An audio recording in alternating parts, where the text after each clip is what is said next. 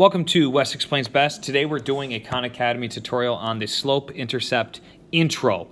We're going to be introducing what is slope-intercept. I recommend the notes video if you want to check out more of an in-depth, but for the sake of this Khan Academy, I'm just going to try to get you through it because you're selecting the correct answers, but I'm going to try to teach you as much as I can along the way. Let's go ahead and get started.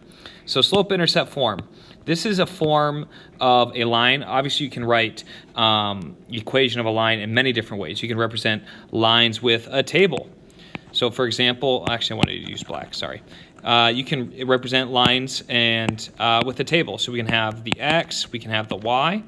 You can graph lines. You can make a bunch of values of lines, but they represent all the places that make this a true statement where there's an equal value on the left and on the right. So there's different ways of expressing that. Slope-intercept form is one way in which we have the Y by itself.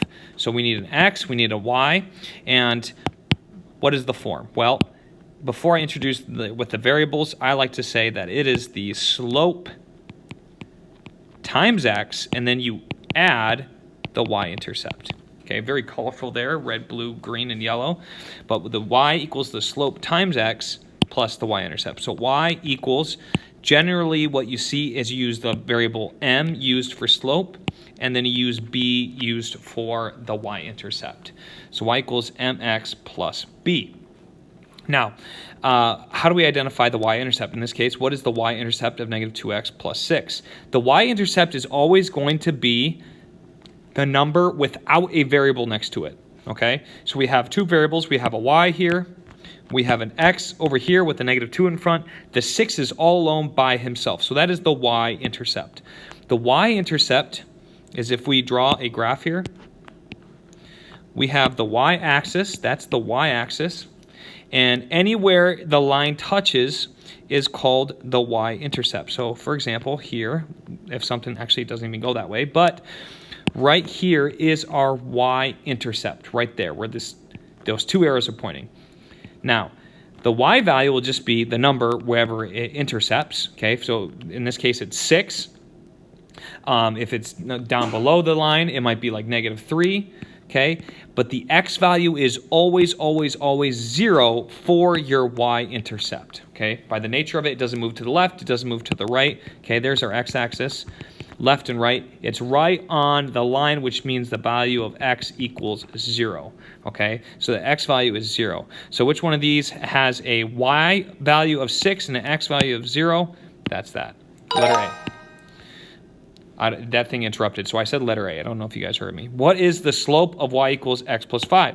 If you're looking at this, you're like, well, I know that Y equals MX plus B, and that M is my slope, but I don't see an M there. I just see an X. What does that mean?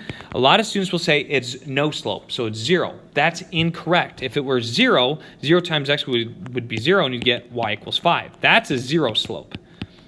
Anytime you have Y equals 5 or Y equals a number is a 0 slope and it's a horizontal line. That's besides the point. Now, what happens if there's an X? Well, what times X will just give you X? Of course, the answer is 1. So we could have Y equals 1X plus 5. So what's the slope? The slope is, if we look here, the number in front of X, in this case, it's 1. So 1 times X is just X, so it's kind of like an invisible 1. It's the multiplicative identity property. So here we have complete the equation of the line whose slope is negative 2 and Y-intercept is 0, 3. Okay, so we have our Y-intercept.